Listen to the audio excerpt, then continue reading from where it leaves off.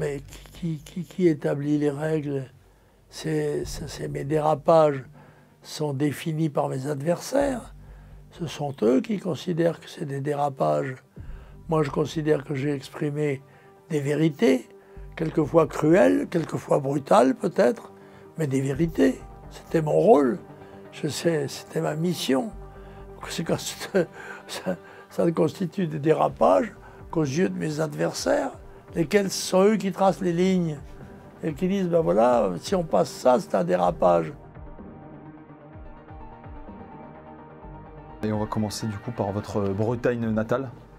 Vous êtes né en 1928 en Bretagne, dans une autre France, une France des années 30. Est-ce que vous pourrez nous la décrire, cette France des années 30? Elle est tout de même assez différente de maintenant, encore que mon village de la Trinité-sur-Mer a gardé sa vocation maritime. Il était d'abord un petit port de pêcheurs et il est devenu un grand port, un des premiers ports de nautisme. Encore que on voit plus souvent les bateaux à leur mouillage que dans la baie de Quiberon sous leur voilure. Enfin, c'est comme ça. Et vous savez que la Trinité-sur-Mer a été dépecée. C'est en 84, je crois, 1884, on a dédoublé les communes. Et en fait, la Trinité-sur-Mer était le port de Carnac, dont vous connaissez bien sûr les fameux alignements mégalithiques, ce qui fait que je suis né dans le pays des menhirs, en quelque sorte.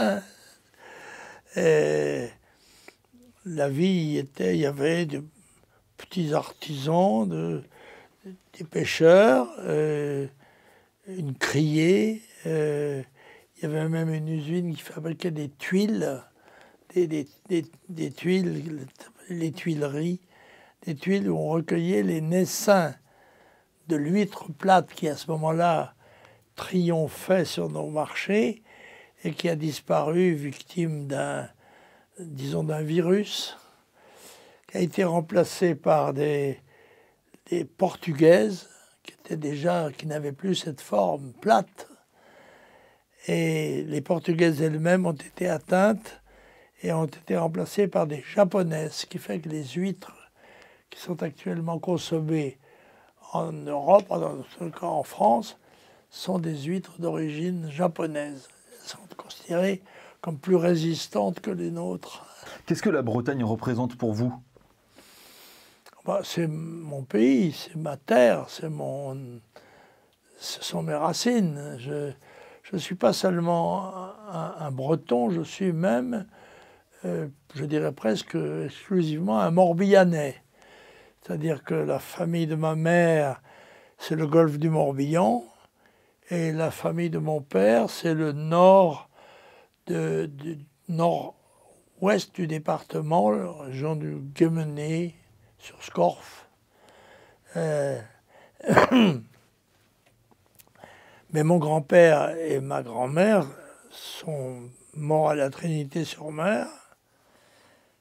Et bien sûr, j'y vais de temps en temps rendre visite à leurs ombres. C'est des gens qui sont nés à la Trinité, qui sont morts à la Trinité. Oui. C'était des gens vraiment enracinés. Oui, absolument. De ce côté-là, je n'ai qu'un regret, c'est dans le fond de ne pas avoir appris le breton. Alors j'en connais bien sûr un certain nombre de locutions populaires, souvent grossières d'ailleurs, il faut le dire, mais comme quand on sait peu de choses d'une langue, c'est ce qu'on retient généralement, c'est le côté troupier, ça. Mais je le regrette parce que j'ai une véritable affinité pour cette culture. Donc je suis fier d'être breton. C'est une qualité de plus en plus rare dans notre pays. On ne parlait déjà plus breton à votre époque? Ma mère parlait bien breton. Mon père, non, parce que mon père était parti à l'âge de 13 ans comme mousse sur un cap-ornier, et donc n'avait appris que le français. Ma mère, oui, et mes grands-parents, grands-parents paternels et maternels, parlaient le breton. Et même famille des paysans maternels de Locmariaquer l'écrivait. D'ailleurs, parlons de votre papa qui était marin-pêcheur. Il était non patron-pêcheur. Patron-pêcheur. Comme son père. Oui, c'est pas tout à fait pareil. Excusez-moi. Et il est mort dans une sortie en mer. Il est sauté sur une mine. Ouais, oui. une mine dans ses filets. En 1942. Ouais. Est-ce que vous pouvez nous raconter cet épisode un peu douloureux, comment vous l'avez appris et comment vous avez vécu Oh, je l'ai vécu, c'est très simple. Nous étions à la maison avec ma mère, c'était peut-être un dimanche même, et un Allemand est arrivé à la porte et a dit « Grosse malheur, la guerre, Monsieur Le Pen mort, Monsieur Lebert mort, Monsieur Legovic vivant ». Il y avait un rescapé, Paul Legovic. Et c'était ça l'irruption brutale de la guerre directe dans ma vie.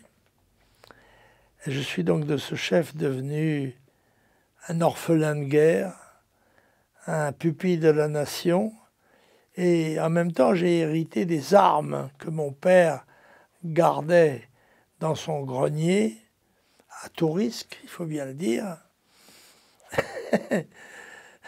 qui a fait de moi, dans le fond, un très jeune résistant vrai, alors qu'il y en a beaucoup qui sont faux. D'ailleurs, comment vous l'avez vécu l'occupation? J'ai vécu l'occupation, j'étais au collège interne jusqu'en 1943, puis ensuite, quand les Allemands ont réquisitionné le collège Saint-François-Xavier de Vannes, j'ai été j'ai été à Lille, j'ai été pensionnaire dans l'île Berder, dans le golfe du Morbihan, une île magique, très belle, et jusqu'au moment où j'avais 16 ans, j'avais été un petit peu, j'avais souhaité aller au maquis, j'étais arrivé au moment où le maquis prenait une défaite, une bataille perdue. Mais cela avait fait de moi, avec quelques autres avatars amoureux, un homme. Je n'étais plus un petit garçon. Et d'arriver, d'être en classe, de rentrer en études avec les bras croisés, j'y arrivais plus. Et par conséquent, très vite, on m'a remercié. C'était le début d'un certain nombre des collèges du Morbihan se faisaient l'honneur de m'avoir mis à la porte. Car une fois que vous êtes sur le toboggan dans ce domaine-là, vous ne faites pas long feu dans le suivant. Avec la réputation qui est attachée à votre personnalité. Bon, bref. Et j'ai fini mes études à Saint-Germain-en-Laye, je dois dire, où on m'avait concédé un statut assez flatteur, très original, et le surveillant général m'avait dit, écoutez, l'essentiel maintenant, c'est de passer votre bac et aller dans les cours qui vous plaisent, et pour le reste, j'étais demi-pensionnaire. Abstenez-vous, ce n'est pas la peine d'y aller. Durant la guerre, enfin plutôt à la fin de la guerre, vous avez renoncé à 2 reprises à passer à l'acte contre les Allemands.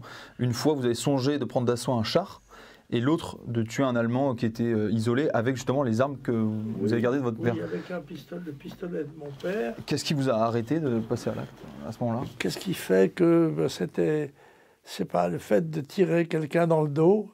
Ce soldat allemand qui annonçait d'ailleurs que des mines allaient sauter, quelque sorte une démarche un peu humanitaire, qui a dû jouer son rôle.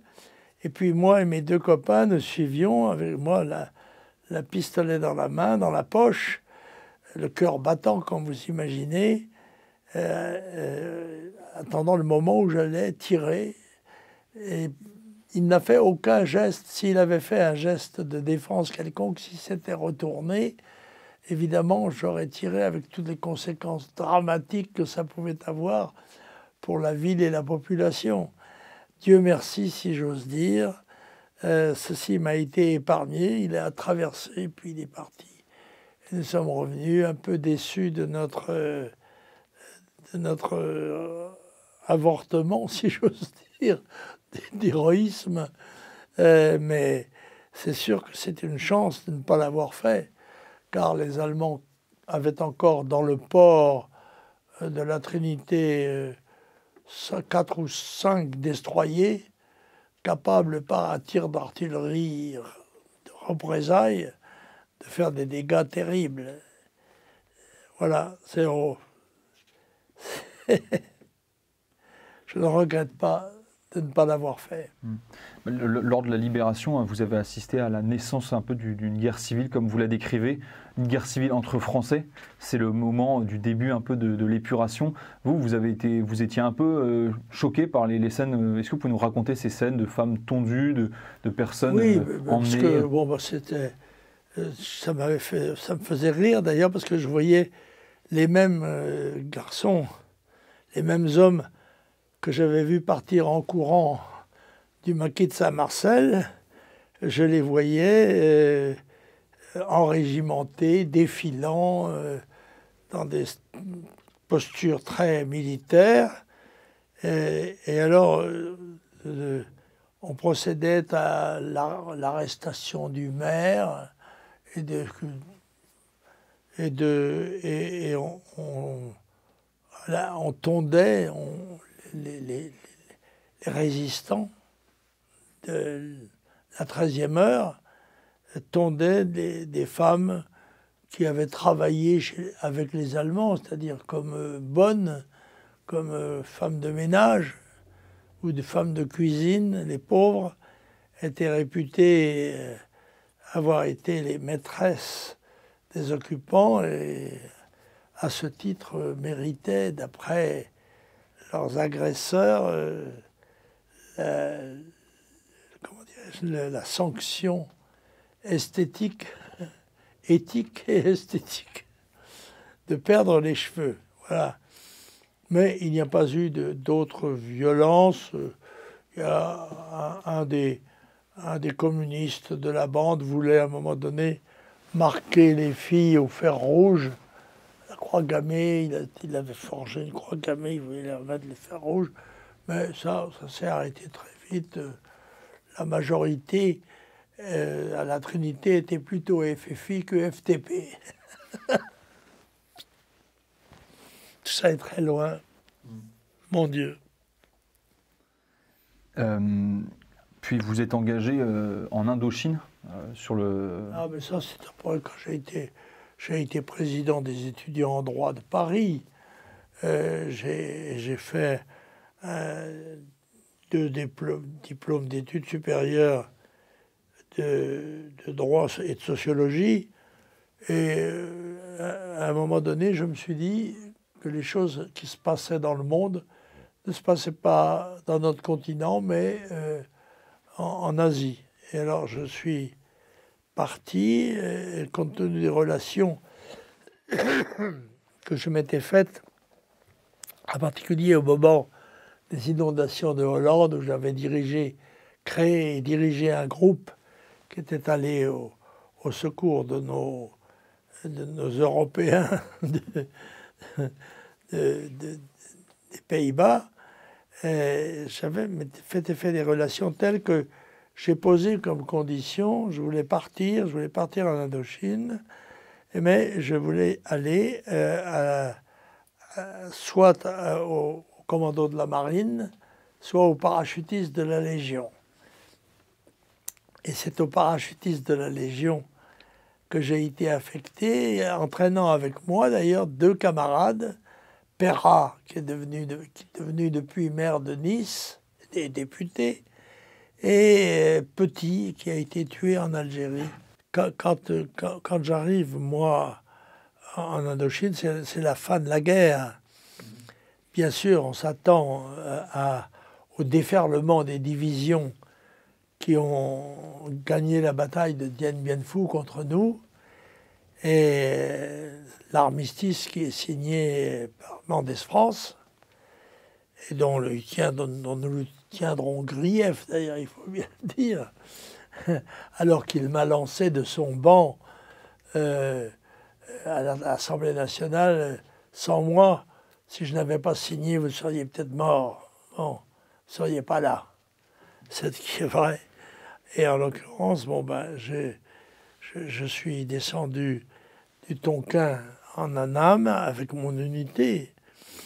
Et quand le premier BEP, premier bataillon étranger de parachutistes, est parti pour l'Afrique du Nord, moi j'étais tenu par mon contrat d'Indochine, j'étais engagé pour la durée de la guerre en Indochine, et je suis donc resté à Saïgon.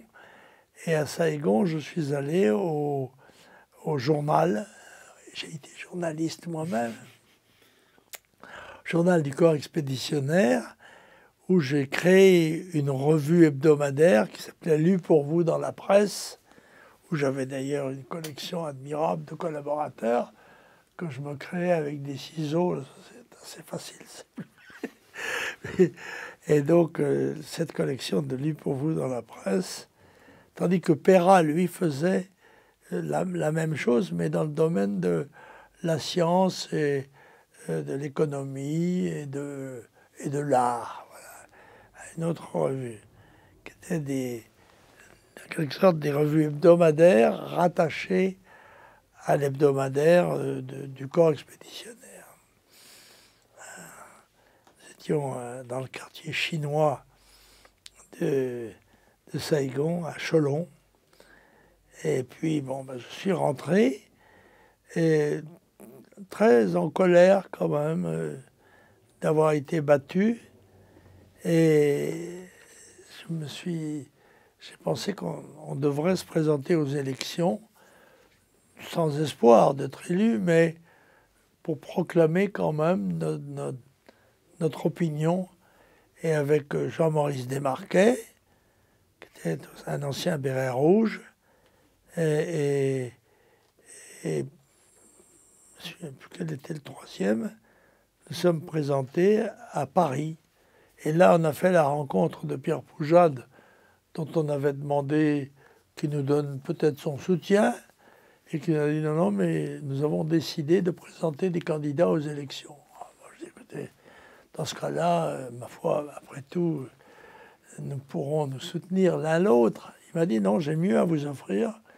Moi, je vous offre d'être candidat sur nos listes.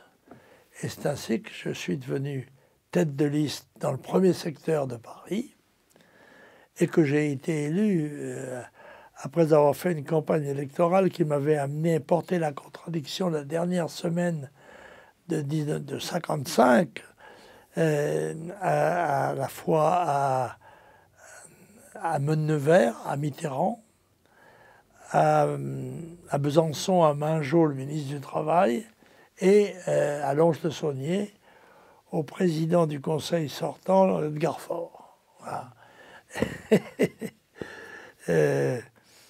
Avec un mouvement populaire très puissant, qui était celui qui s'était organisé autour de Pierre Poujade, et qui était une force politique de changement remarquable. Est-ce que les Gilets jaunes, ça a résonné comme un peu le retour du poujadisme? Ça vous a fait plaisir, les Gilets jaunes, à ce niveau-là? Je tire mon plaisir d'exercices différents, normalement.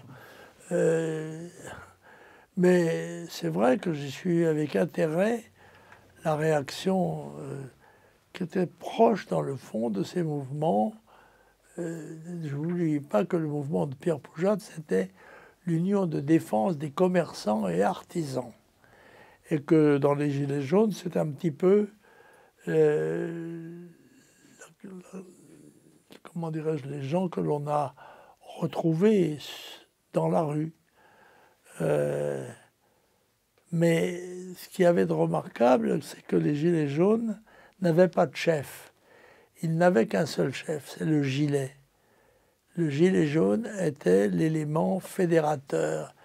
Mais il n'y avait pas de chef politique. Et je pense que si il en avait été désigné ou qu'ils s'étaient proposés eux-mêmes, ça aurait provoqué sans doute l'éclatement du mouvement qui a tenu son unité en quelque sorte à un uniforme. Et ils avaient le même uniforme même si ce que celui-ci masquait était différent, peut-être. Mais il y a eu une espèce de communion d'hostilité à l'égard du système, et avec les événements relativement violents, encore que, qui se sont déroulés à ce moment-là. La guerre d'Algérie, qu'est-ce que vous pouvez dire Alors, de la cette guerre guerre? d'Algérie, je suis parlementaire. Je décide, nous décidons plutôt d'ailleurs, on se sépare de Pierre Poujade parce que j'ai le sentiment que Pierre ne veut pas aller jusqu'au bout, qu'il a la possibilité de jouer un rôle de premier plan dans la politique et qu'il estime ce dessein trop ambitieux pour lui. Et là, nous nous séparons de lui en disant, écoute Pierre, nous ne rompons pas officiellement, mais nous nous séparons et nous nous retrouverons à notre retour, car nous nous engageons pour l'Algérie. Et nous nous engageons, et si nous ne revenons pas, ben, pas de problème. Et si nous revenons, eh bien on mettra nos comptes à jour. Et c'est ainsi que moi je suis reparti au 1er régiment étranger de parachutistes, tandis que lui allait, je crois, c'est au 8e RPIMA, qui devait être dans les Aurès ou quelque chose comme ça, en sud-constantinois. Mais à peine arrivé au régiment, on m'a signalé que le régiment allait participer à une opération extérieure qui était le débarquement de Suez. J'ai donc été sur le cuirassé Jean Bart jusqu'aux côtes chypriotes, et de là, mon unité a été embarquée dans des bateaux de débarquement, et nous avons fait le débarquement à Port-Fouad. J'étais, je crois, le 2e char amphibie à arriver sur la plage. Sur une plage, d'ailleurs, étonnamment, que j'étais le seul membre du corps expéditionnaire à connaître. Parce qu'en allant en Indochine, le paquebot s'était arrêté pour une panne quelconque, et j'avais fait la connaissance d'une petite Bretonne qui m'avait amené chez ses parents, qui étaient des pilotes du canal, je crois. Et je m'étais baigné sur cette plage, ce qui fait que j'étais le seul membre du corps expéditionnaire qui connaissait cette petite plage de Port-Fouad, sur laquelle j'arrivais armé, botté, casqué. Voilà. Et puis, bon, ben, vous connaissez l'histoire. Les Anglais tiennent à peu près tous les commandements. C'est-à-dire que l'armée française est subordonnée, en fond, à l'armée britannique, laquelle a opéré surtout sur Port Saïd, alors que nous sommes, nous, du côté de l'Asie, sur Port-Fouad. Bref, il y a cet armistice, et nous rentrons à Alger. Et là, à Alger, immédiatement, nous tombons dans la bataille d'Alger. C'est-à-dire que le régiment, devant l'incapacité des forces de police de rétablir l'ordre contre le terrorisme, est remarquablement organisé. Et je dois dire que je serais étonné qu'il soit moins bien organisé 50 ans après qu'il ne l'était à ce moment-là. Et donc la division parachutiste du général Massu est chargée de la lutte antiterroriste à Alger. Elle va mener son combat d'une façon victorieuse et mater la capacité insurrectionnelle que les Félagas avaient réussi à créer dans la ville d'Alger. Et puis, bon, bah, je suis revenu à mon banc de députés. J'ai dû être à ce moment-là rapporteur du budget de la guerre, quelque chose comme ça. Et puis ainsi de suite. Et comment on se sent quand on est sur le terrain et que en France, des Jean-Paul Sartre et des intellectuels de gauche appellent à l'insurrection contre les Blancs, contre les Européens en Algérie? Comment on se sent? Qu'est-ce que ça déclenche chez vous qui risquez votre vie? Nous étions des adversaires résolus de cette gauche complice des terroristes. Mais il s'agissait d'intellectuels sans implication personnelle, encore que, mais un trait particulier qui doit faire réfléchir, c'est le rôle que jouaient, il y a 50 ans, les jeunes filles du FLN, habillées de façon européenne, en jupe et talons hauts. Et c'était elle qui posait les bombes, Jamil Abou Pacha, Jamil Abou Ireb, etc. Une organisation remarquable.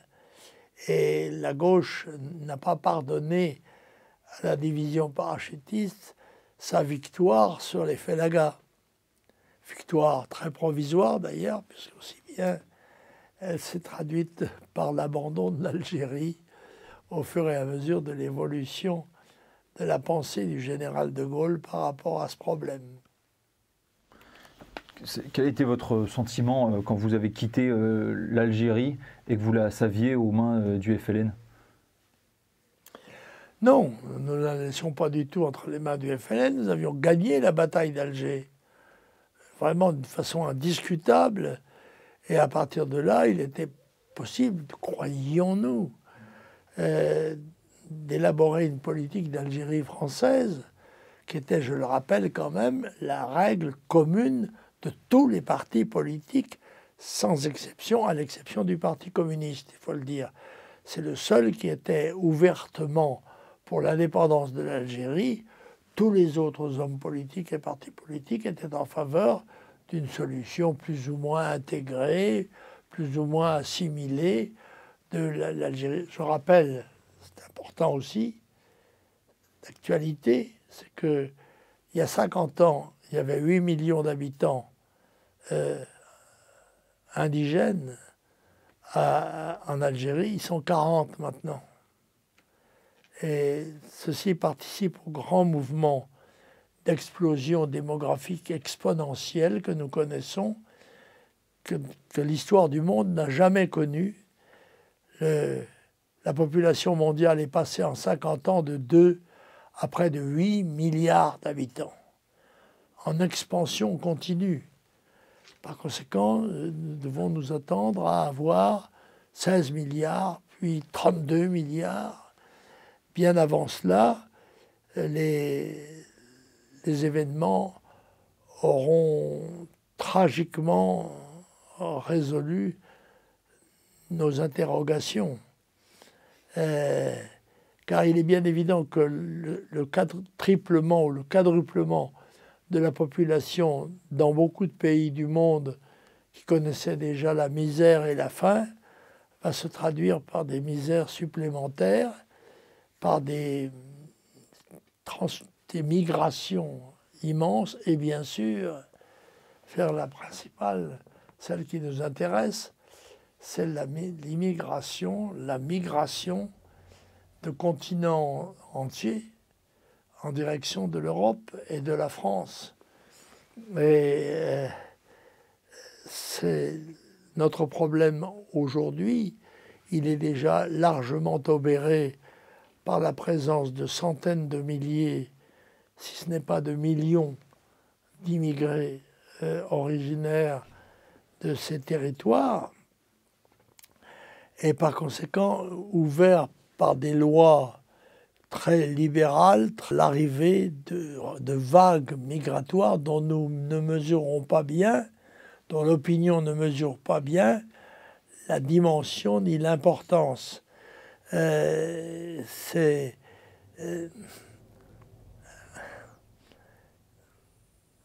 Nous avons, par exemple, nous parlions de la Turquie. La Turquie est un des éléments, des bases d'immigration en France. On ne sait pas exactement quel est le nombre de Turcs qu'il y a, mais il y a des villes qui, comme en Allemagne, des villes comme Mulhouse, par exemple, où il y a une très forte présence turque. Et bon, je ne parle pas de la présence maghrébine, qui est connue, mais généralement non dite et contournée par les commentaires, y compris par ceux qui sont théoriquement courageux. Personne n'ose dire la vérité. Je crois que c'est Maigret qui a fait un papier récent disant « Ce n'est pas seulement de l'islamisme qu'il est sujet, c'est l'islam ». Voilà. C'est une conflagration inévitable entre ces populations pauvres, très nombreuses, jeunes, dynamiques, ambitieuses, et un continent qui est lui-même vieillissant, qui se refuse à faire les enfants nécessaires à sa survie et à sa défense. Par conséquent, l'avenir qui s'esquisse sous nos yeux est très inquiétant. Et, sauf la grâce de Dieu, on ne voit pas sur quelle force populaire pourrait s'organiser un redressement. Et pourtant, c'est notre seule chance de survie. Ce sont des événements qui sont à échéance courte et moyenne, pas du tout à la fin du siècle, comme certains se plaisent à le décrire. Non, ceci va se jouer dans les années qui viennent. Et notre existence, nos libertés, notre survie dépendent de la capacité que nous allons avoir dans les quelques mois et années qui nous restent à organiser le sursaut. Je rappelle que la première affiche du Front National, quand je l'ai fondée en 1972, c'était avant qu'il ne soit trop tard. Or, il est de plus en plus tard. Et c'est, je crois, le général MacArthur qui a disserté sur le sujet. Too late, les deux mots qui expliquent tous les échecs. Avoir su trop tard, avoir compris trop tard, avoir agi trop tard. C'est le défi qui est lancé à ceux qui sont les plus lucides, mais à travers eux, à tous nos compatriotes français et européens. Et ça vise le continent tout entier, ce que j'appelle le continent boréal, qui va de Vladivostok à Gibraltar, et qui comprend une immense Russie avec sa Sibérie, mais qui n'a que 140 millions d'habitants. Alors que les voisins ont 1,4 milliard pour les Chinois, 1,5 milliard pour les Hindous, sans parler des centaines de millions d'autres impétrants à ce qu'ils considèrent, et que nous avons décrit nous-mêmes comme l'Eldorado, l'endroit où nous vivons et que j'appelle moi l'Eldorado de la Méduse. Mais ça fait 40 ans que, enfin même plus, que vous prévenez de tout ça. Oui. D'autres aussi, mais la politique suffit plus. Qu'est-ce qu'il faut pour... On finit par croire que je radote, alors que je ne fais que répéter des vérités. Mais c'est vrai que ce n'est pas un rôle très plaisant d'être Cassandre. C'est-à-dire d'annoncer ce qui vous paraît découler tout à fait naturellement des prémices dont vous avez connaissance et dont vous avez la perception, l'intuition, l'intelligence avant les autres peut-être. Et il y a un proverbe afghan qui dit « tu as dit la vérité, saute sur ton cheval et cravache. Et vu que tout le monde le dit, vu que la parole n'a plus l'air de suffire, est-ce que vous imaginez un autre moyen d'échapper à tout ça, puisque personne n'écoute? Ah oui, mais il faut être au pouvoir. Pour ça, tout le reste, ce sont des coqs-cigrues. Oui, qu'est-ce qu'il faudrait faire? Eh bien, il faudrait d'abord modifier profondément notre législation laxiste. Faire cesser le droit d'asile. Supprimer le droit du sol. Supprimer le regroupement familial. Toutes ces législations qui permettent légalement de faire entrer, outre la naturalisation largement consentie, de faire entrer des populations exogènes sur un territoire où elles occupent déjà une très grande place et où elles constituent des espèces de plateformes, de plateforces dont on admet que la loi de la République ne s'y exerce plus ou ne s'y exerce que pas souvent. D'ailleurs, vous avez été un des premiers à faire élire un député algérien d'origine musulmane. Pardon. Vous avez été un des premiers à faire élire un député algérien d'origine musulmane. Oui, et même une musulmane comme conseiller régional en 86. Pourquoi vos ennemis ont toujours tué cela?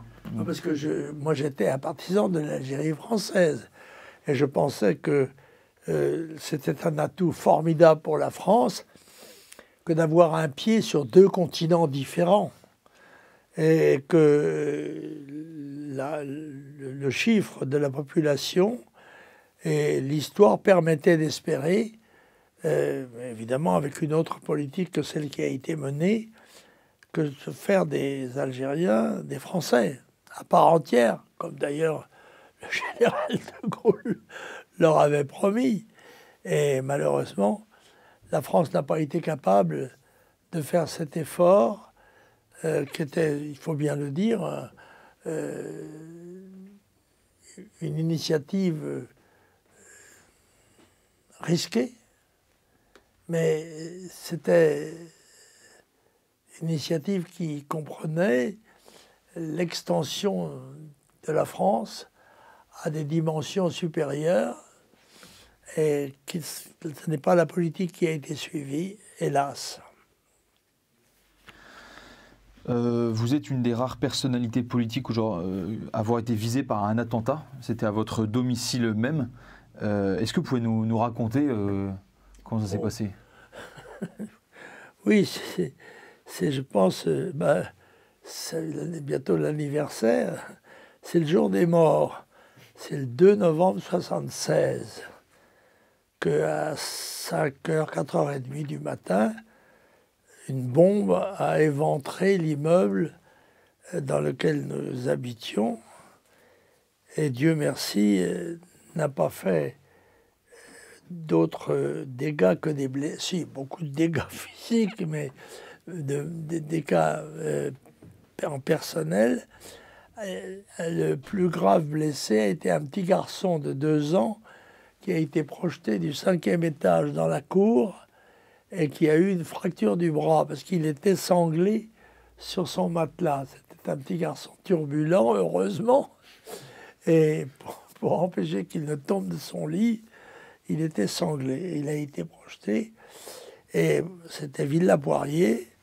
C'est un attentat dont on n'a jamais su exactement quelles étaient les origines. Vous avez votre intuition? Est-ce que vous avez votre intuition sur les auteurs de cet attentat, des ennemis politiques, des problèmes avec les Lambert Je ne me hasarde pas à lancer dans ce domaine une inquisition dont je ne connais pas les éléments à la vérité. Je n'ai pas les moyens de l'enquête qui était possible. Vous avez assisté un peu à l'apparition d'un maccarthisme inversé en France, ce qu'on appelle maintenant le politiquement correct. Est-ce que vous pouvez décrire l'apparition de ce phénomène de diabolisation des idées et des vôtres? Je pense que la diabolisation est un instrument très efficace dans les pays démocratiques qui procèdent à la sélection de leurs élites politiques par l'élection. Je crois que c'est Jean-Yves Le Gallou qui vient d'écrire un petit opuscule sur la diabolisation. Et la diabolisation, c'est une organisation du combat politique, ou disons métapolitique, si vous voulez, qui s'est manifestée en ce qui me concerne, moi d'abord, au procès de Mantes-la-Jolie. À Mantes-la-Jolie, où Marie-Caroline Le Pen est arrivée en tête au premier tour, je viens apporter mon soutien et je me heurte à une contre-manifestation très violente qui d'ailleurs porte une banderole, pour Le Pen une balle, le FN une rafale, c'était clair. Là, il y a quelques accrochages qui se produisent, et je suis accusé d'avoir bousculé physiquement Madame Peulvast, auquel les médias prêtent le titre de maire de Mantes-la-Jolie, alors qu'elle est maire d'une autre ville. Elle est maire de Mantes-la-Ville. Et elle participe en effet à une contre-manifestation en écharpe de maire, manifestation de communistes, des maires communistes et socialistes de la région, une contre-manifestation tendant à m'empêcher d'exercer mes droits de citoyen dans cette ville. Et alors, je vais être jugé par un tribunal présidé par Madame Martre. Je cite le nom parce qu'il est important. Madame Martre, qui va se conduire de façon tout à fait partiale au moment où on va montrer les images tirées des bandes d'actualité qui prouvent que je n'ai pas bousculé physiquement. J'ai certes, disons la vérité, engueulé Madame Peulvast, mais je ne l'ai pas touchée. Or, Madame Martre, présidente, tournera son fauteuil au moment où les images apparaissent à la télévision.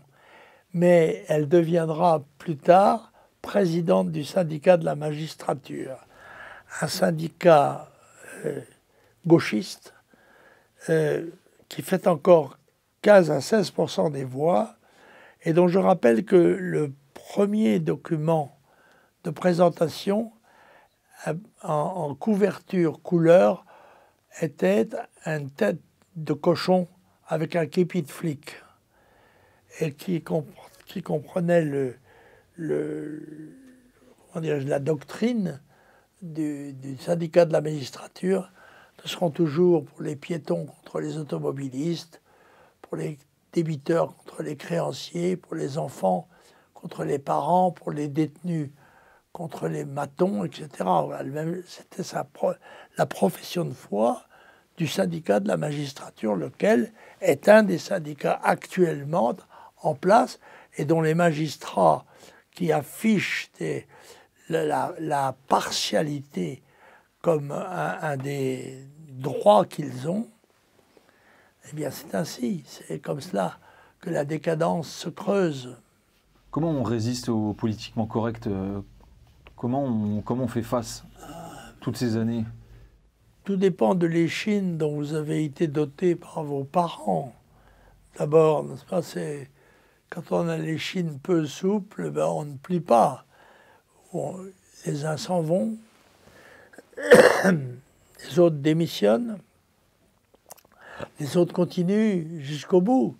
C'est ce que j'ai essayé de faire en ce qui me concerne, mais ça, sans mérite particulier, j'avais le tempérament à ne pas accepter ce politiquement correct avec lequel j'avais été aux prises dès mes années d'étudiant, au moment où l'UNEF était tombé entre les mains des chrétiens progressistes. C'est dire que ça ne date pas d'hier. Et j'ai continué cette lutte, quelquefois victorieusement quand même, un certain nombre de fois, mais toujours de façon très difficile, parce que nous ne disposons pas des moyens financiers très importants que nécessite l'action politique de notre temps. La presse n'a pas toujours été la presse a pas toujours été de votre côté, enfin on peut dire jamais. Racontez-nous comment vous avez vu l'arrivée, la création de Valeurs Actuelles à l'époque. Oh, mon Dieu, j'étais un ami de Raymond Bourgine.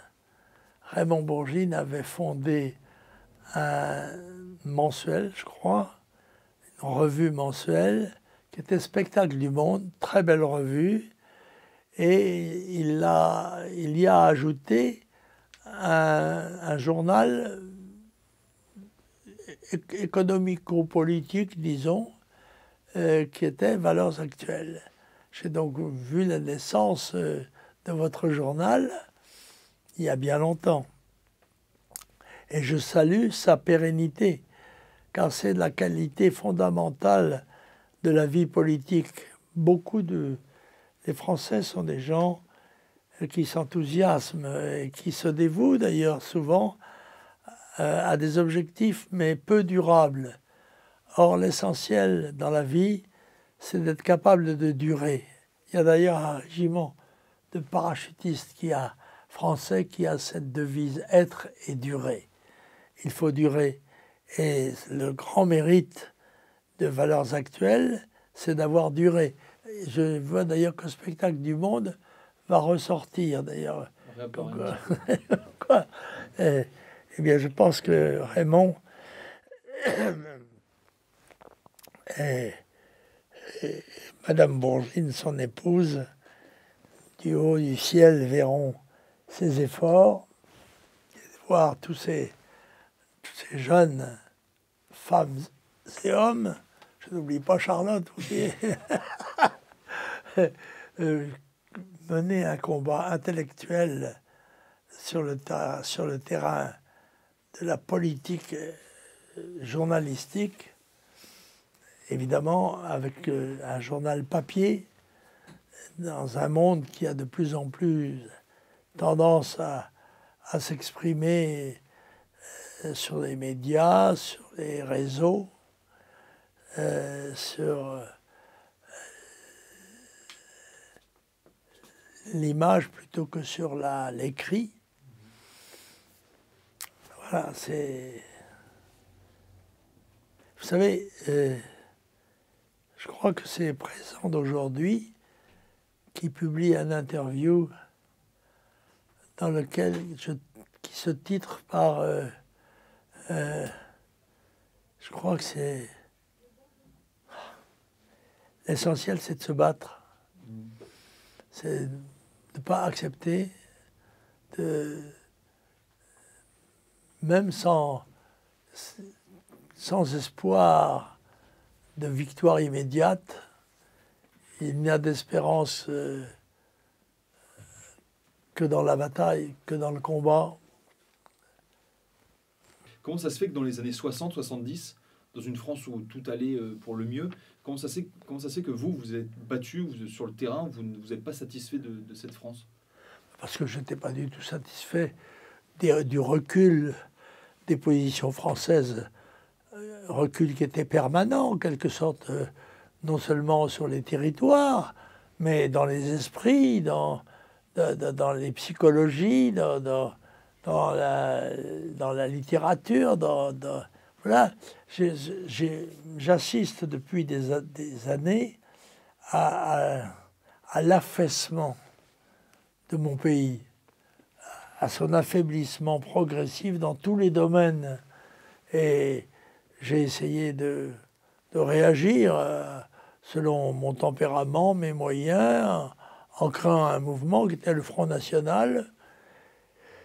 Et puis, j'en ai démissionné, je crois que c'est en 2011. Et c'est depuis Marine Le Pen qui en est la présidente. je n'en suis plus responsable et je regrette qu'on n'ait pas poursuivi l'effort d'implantation, d'organisation d'un grand parti politique démocratique, vivant, moderne, dynamique, parce qu'on va se trouver pratiquement sans force devant les événements. Et ceci risque de s'imposer par le poids des peuples. Il y a un certain nombre de gens qui sont conscients qu'il y a un tsunami qui nous menace, mais ils pensent que ça fait 50 cm de haut. Non, ça fait 100 mètres de haut.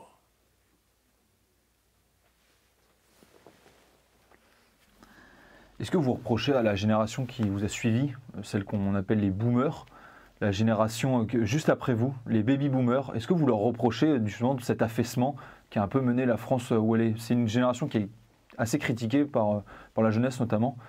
Je ne fais pas de reproches, je fais un constat. Et je pense que c'est quand même très lié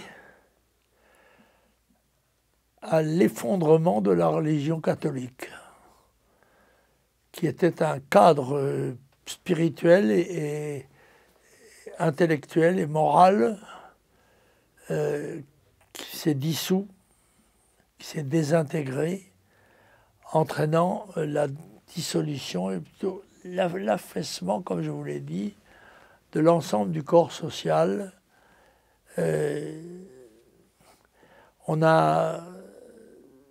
On s'est refusé à l'exigence, à l'effort, au travail.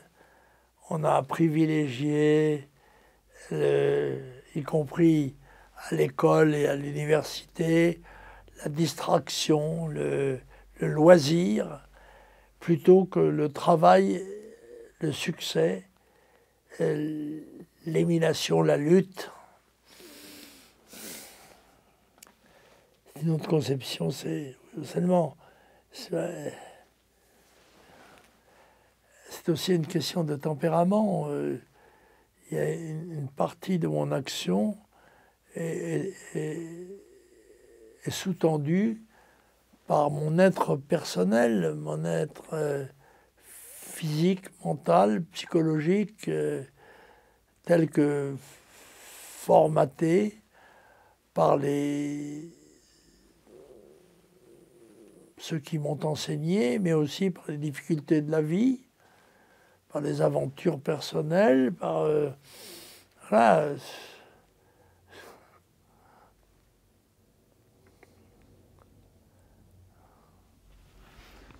On va aborder aussi le second tour de la présidentielle en 2001. Racontez-nous quand vous apprenez que vous êtes au second tour de l'élection présidentielle en 2001. Quel effet ça vous fait? En fait, mon accession au deuxième tour de la présidentielle tient quand même beaucoup à la multiplication des candidatures de gauche. Et c'est ce qui va me permettre d'arriver en tête, en quelque sorte, des impétrants. Et on m'a quelquefois dit qu'on était étonné de voir que je ne participais pas à la liesse générale, et justifiée d'ailleurs, des militants nationaux au paquebot, à Saint-Cloud.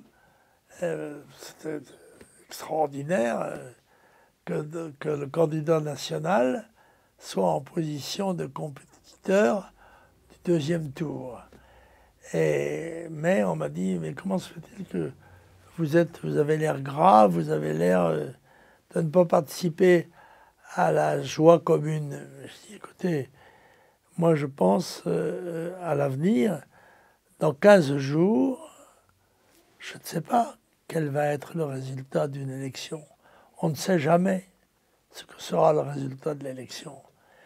Et si jamais j'ai les responsabilités du pouvoir, je devrais désigner un Premier ministre, dissoudre l'Assemblée nationale, prendre le pouvoir.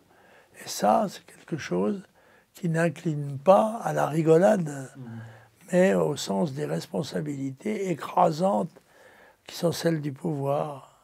D'ailleurs, au demeurant, j'ai été dispensé de ce genre de problème, puisque toute la classe politique, médiatique, philosophique, religieuse et autres s'est unie au deuxième tour autour de Chirac, le catastrophique, et lui a donné une victoire inespérée dont il n'osait même pas faire état, parce que je pense que ça le choquait autant que les autres. Jacques Chirac avait refusé de débattre avec vous. En effet, Ça annonçait son quinquennat. il y avait une tradition qui faisait que les deux candidats du deuxième tour se rencontraient dans un débat public. Et Jacques Chirac a esquivé cette épreuve. Je pense, maintenant je ne sais pas quelles en ont été les motivations précises. A-t-il eu peur? Il aurait eu raison d'ailleurs, parce que j'avais quelques munitions dans ma giberne. Mais est-ce que il a voulu marquer le mépris qu'il avait pour les idées nationales dont j'étais le parangon, le défenseur, l'illustration? Je ne sais. En tous les cas, quoi qu'il en soit, nous avons eu Chirac et on l'a même eu deux fois, pas seulement une seule. On vous a toujours reproché des dérapages, comme ils sont appelés. Est-ce que vous regrettez parfois quand même d'y être allé un peu fort, quitte à desservir votre cause, même si vous regrettez pas grand-chose? Mais qui établit les règles? Mes dérapages sont définis par mes adversaires. Ce sont eux qui considèrent que c'est des dérapages. Moi, je considère que j'ai exprimé des vérités, quelquefois cruelles, quelquefois brutales peut-être, mais des vérités. C'était mon rôle, c'était ma mission. Ça ne constitue des dérapages qu'aux yeux de mes adversaires, lesquels sont eux qui tracent les lignes et qui disent, ben voilà, si on passe ça, c'est un dérapage. Je ne suis pas seulement d'avoir dérapé, ni d'avoir commis quelques excès de langage que ce soit. Encore une fois, j'ai été victime d'une diabolisation systématique de la part d'un certain nombre de médias et bien sûr des adversaires politiques. Il y a cela rien d'étonnant. Malheureusement, nous n'avions pas les moyens techniques, je dirais, de riposte. C'était la lutte du pot de terre et du pot de fer. Mais ce qui est important pour moi, c'est la bataille, c'est de combattre. C'est le combat qui donne la dignité. C'est pas forcément la victoire. Vous avez émis la volonté à nos confrères du Parisien de créer la fondation Le Pen. Qu'est-ce qu'elle est censée apporter, la fondation Le Pen? Voilà, en l'occurrence, c'est de réunir les archives, d'abord celles qui sont en ma possession et qui ont survécu, au moins pour la plupart d'entre elles, à l'incendie de mon domicile de Rueil. Mais c'est aussi un appel à ceux qui disposent justement de documents, que ce soit des livres, que ce soit des journaux, que ce soit des disques, ce qui a caractérisé la vie d'un mouvement qui a fait beaucoup de réunions publiques, des grands meetings, qui s'est présenté, je crois, 64 fois aux élections, dans tous les domaines électoraux. Tout cela pour écrire l'histoire du mouvement national tel que je l'ai fondé et dirigé pendant 40 ans. Comment vous voudriez qu'on parle de vous Comment voudriez-vous qu'on parle de vous et de votre action dans 100 ans? En disant que j'étais un militant national, un patriote français qui ne s'est pas démenti au cours de sa vie. Sans plus, vous savez, au regard des galaxies. Merci beaucoup Jean-Marie Le Pen.